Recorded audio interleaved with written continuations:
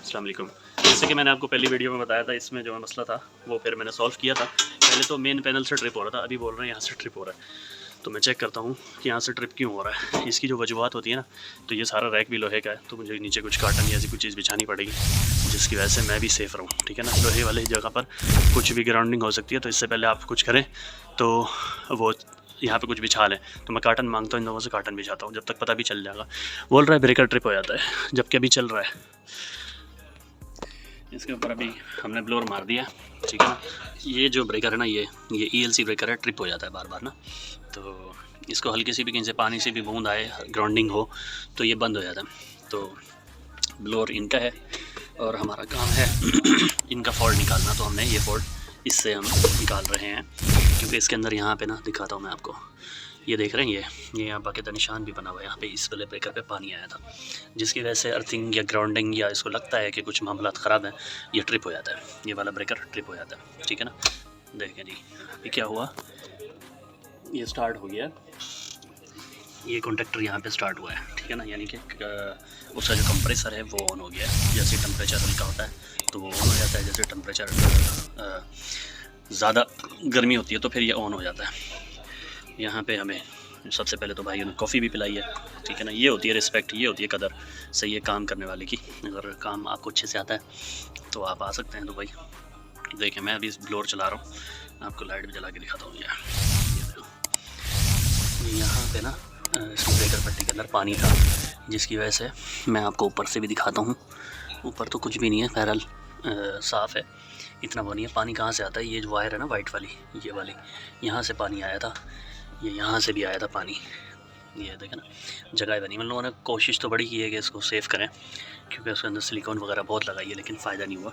15 minute के बाद फ़ौरन ये ट्रिप हो जाता था। और फिर हमने क्या किया, हमने जब चेक किया तो हमें पता चला कि इसका जो है ना फॉल्ट यहाँ से नहीं है, ब्रेकर से नहीं है, कहीं और से है।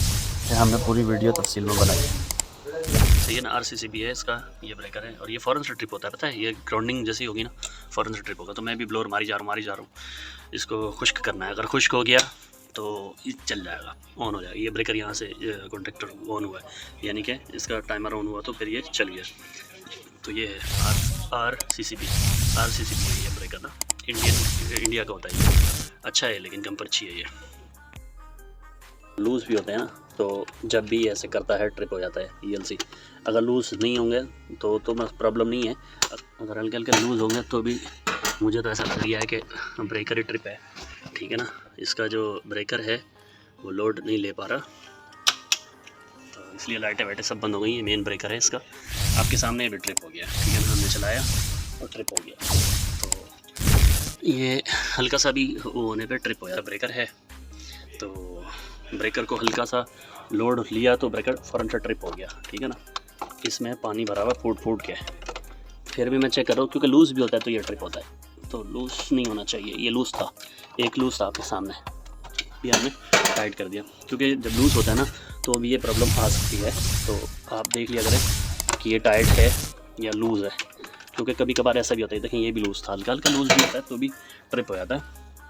तो अभी दोबारा मैंने ऑन करवाया फ्रिज को, देखते हैं। यहाँ पे भी कॉन्टेक्टर तो अभी ऑन नहीं हुआ है, ऑन होगा तो फिर पता चलेगा। फिर भी मैं जो है ना अपनी तरफ से पूरी कोशिश कर रहा हूँ कि किसी तरह ये ब्रेकर चेंज करना पड़े, क्योंकि ब्रेकर का भी फिर ख़र्चा आ जाता है एक। तो पानी इतने बुरे तरीके से आया, लाइन देख रहे हैं ये वाली, ये पानी की है, ठीक है ना। तो देखता हूँ, अभी लूज़ भी था तो उसको टाइट किया है, फिर देखता हूँ कि क्या होता है। 10-15 मिनट के बाद बोलते हैं बंद हो जाता है ये।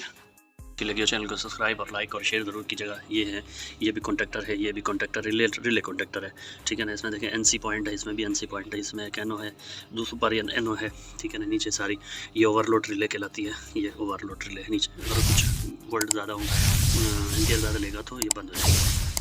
तो देख सकते हैं, वीडियो चलेगी, चैनल को सब्सक्राइब और लाइक शेयर ज़रूर कीजिएगा। बिस्मिल्लाहिर्रहमानिर्रहीम। ये हमने ब्रेकर तो सारे टाइट किए, सब कुछ करके देख लिया, फ़ॉल्ट हमें नहीं मिल सका। हमने फिर क्या किया, हमने फिर ये किया कि देखें आपके सामने ट्रिप होता है ब्रेकर बार बार। तो होता क्या है, ये ट्रिप होने की वजह होती है या तो लोड ज़्यादा है या तो कुछ इसका कोई मुश्किलात होती है।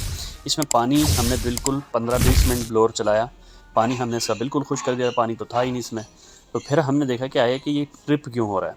फिर हम आउटडोर जो यूनिट लगा हुआ था ना इनका फ्रिज का, वो हमने चेक किया, जाके देखा तो उसका जो फ़ैन था वो जो है ना स्टिक हुआ हुआ था, पूरा जाम हुआ हुआ था।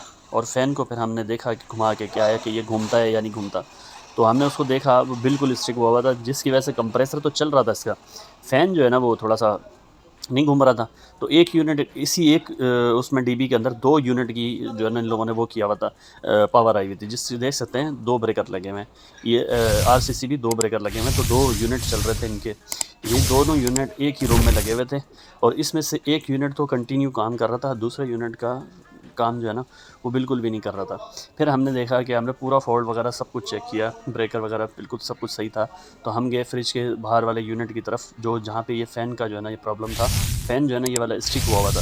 फिर हमने क्या किया, उनको बताया कि भाई ये फ़ैन का मसला है, अगर आप कहते हैं तो हम इसको चेंज कर देते हैं, अगर आप नहीं कहते तो फिर हम चेंज नहीं करते, ये इलेक्ट्रिक फ़ॉल्ट नहीं है, फ़ैन का प्रॉब्लम है, फ़ैन भी इलेक्ट्रिक में ही आता है। फिर उन्होंने मुझे कहा कि भाई इसका जो है ना वो वारंटी में है, आप ठीक नहीं करो ये, क्योंकि इसकी वारंटी है 3 साल की और उनकी सर्विस है वो आके करेंगे जिनसे हमने लगवाया है। तो आपका बहुत बहुत शुक्रिया। अच्छा, वीडियो अच्छी लगी चैनल को सब्सक्राइब और लाइक शेयर ज़रूर कीजिएगा। शुक्रिया। फ़ॉल्ट आपको बता दिया, इसी तरह चेक होता है फ़ॉल्ट।